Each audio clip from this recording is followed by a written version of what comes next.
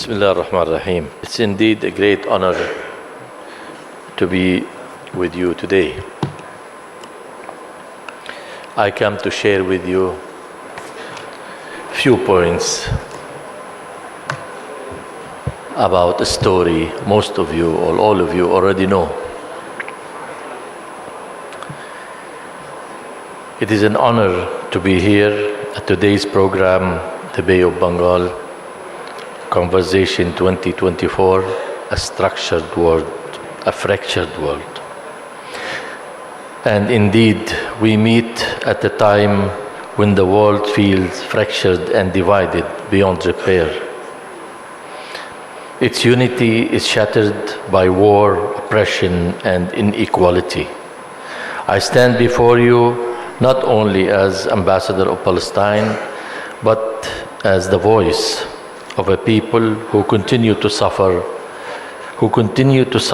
unspeakable atrocities, day after day, generation after generation, for more than 76 years. Imagine with me a scene of unbearable horror.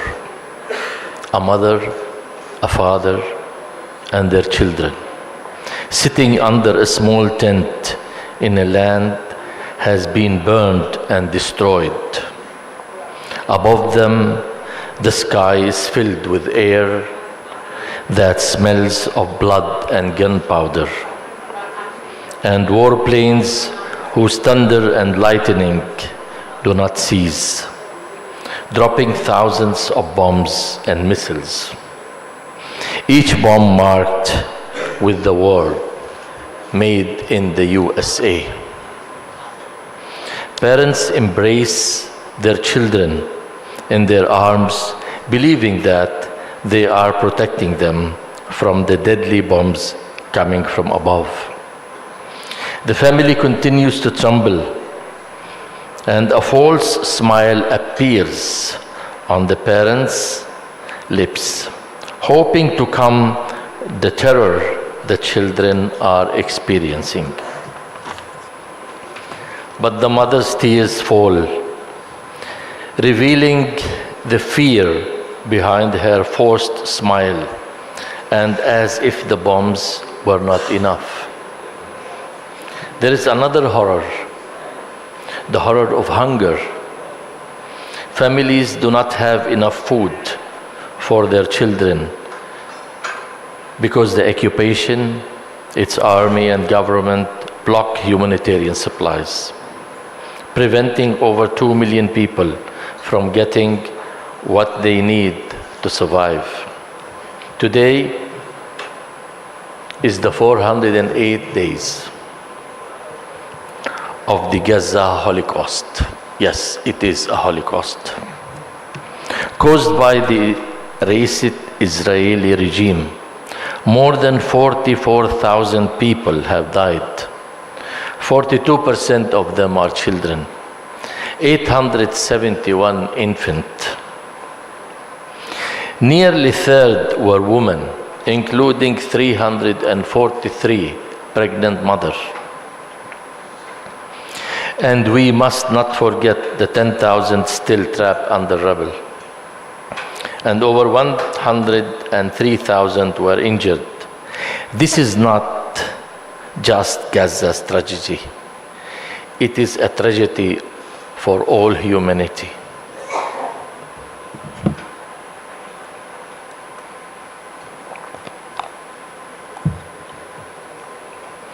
The numbers continue to rise to this day.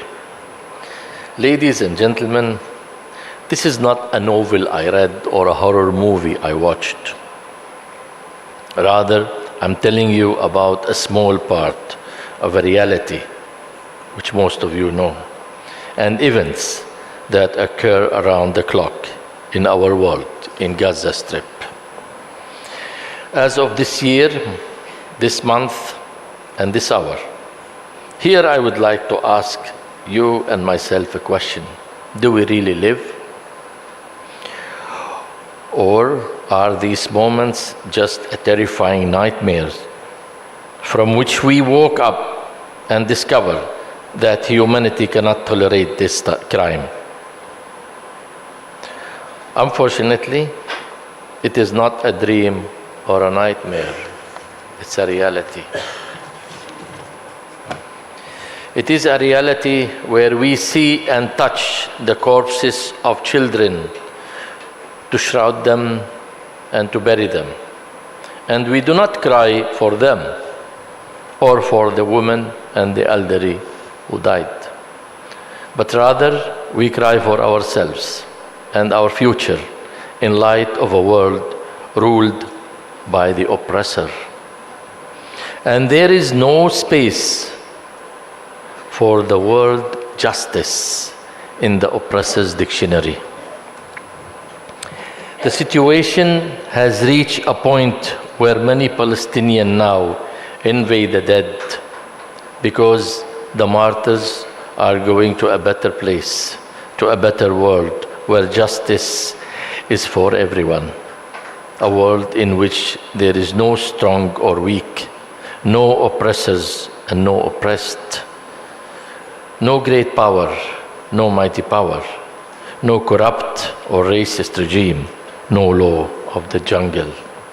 However, despite the unimaginable losses and the horrifying situation, we as Palestinians have gained something priceless.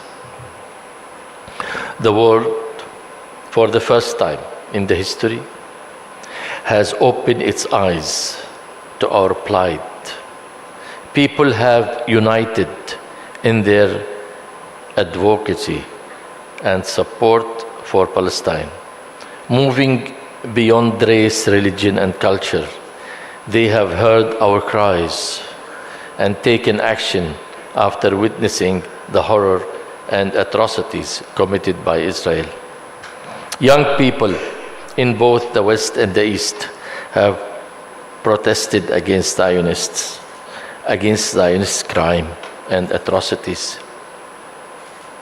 On the streets and on the college campuses and through powerful boycott campaign.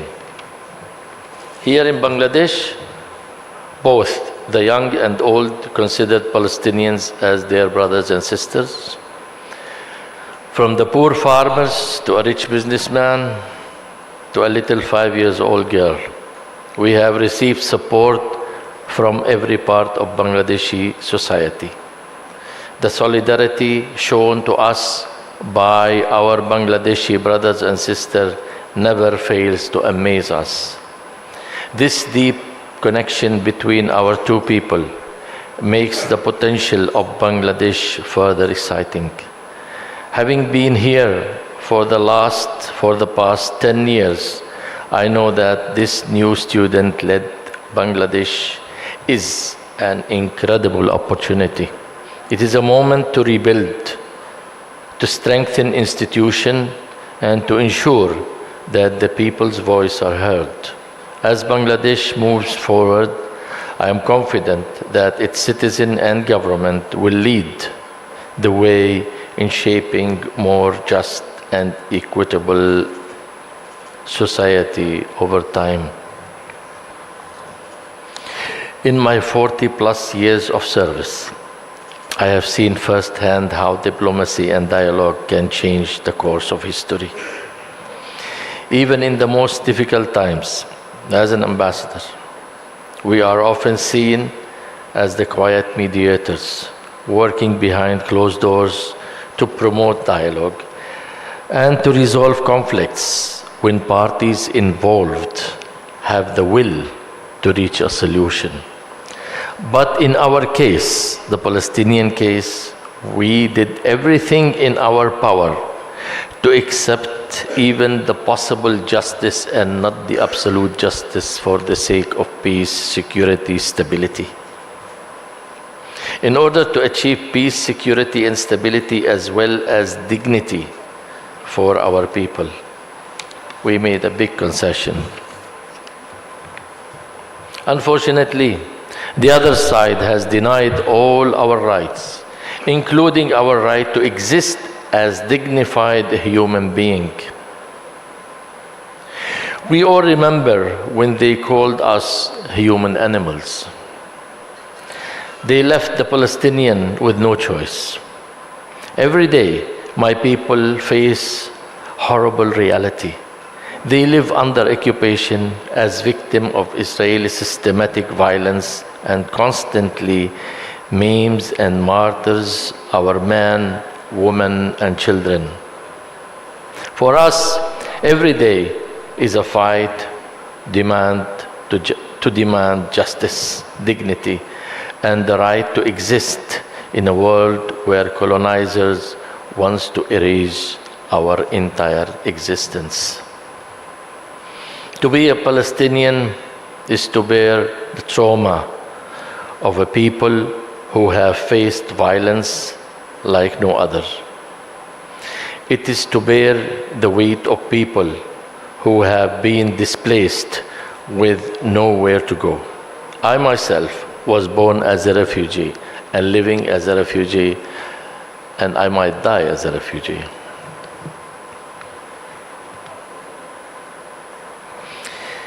Even those living in Palestine have turned into refugees. Like me, millions of Palestinians are forced to live all over the world because their home was stolen by the Israeli through its violent settler colonial project, and they were never given right to return to their homeland.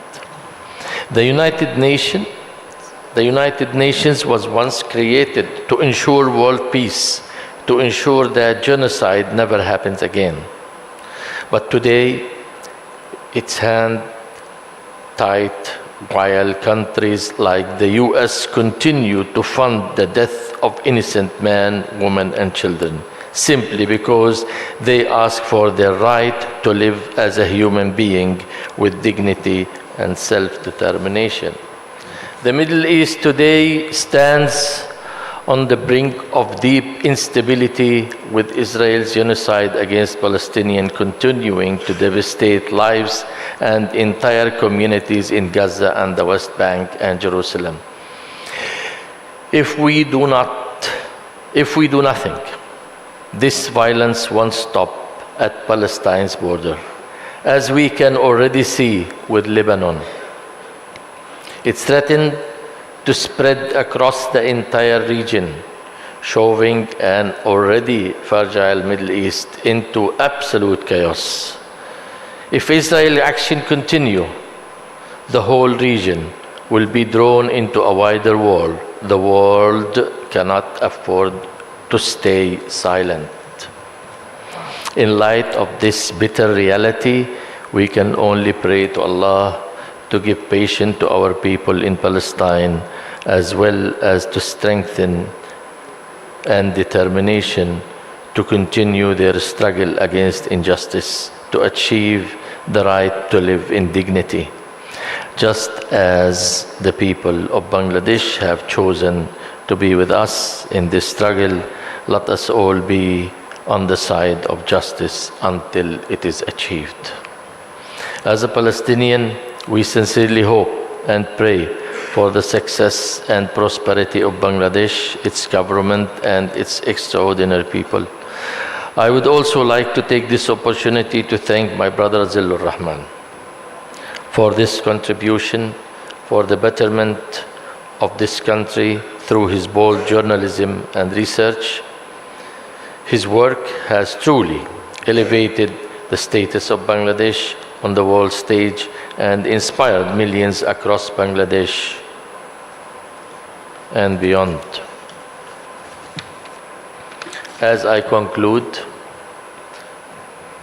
I wanted to remind us all that even though it feels that we have the weight of the world in our shoulders, we must continue in our struggle against oppressors, in our research for truth, justice, and equality. We must continue to believe in the power of hope. Bangladesh, Palestine, and so many others have proven that even in the darkest of times, hope and courage kept us going. Hope leads us to change our situation against the odds, to come together and design holistic solution to negotiate better days for ourselves. So let us hope for a day our children can grow up under a clear sky, full of colorful kites instead of bombs. Let us hope our children can go to bed with a full stomach. A day when mothers and fathers worry about their children's school exam instead of their survival. Nelson Mandela once said, and I quote, "We know too well that our freedom is incomplete without the freedom of the Palestinians," unquote. None of us are free until all of us are free. So let us heal this fractured world and work toward a future where peace, justice, and prosperity will be reality for us all. May Allah bless you all. Thank you very much.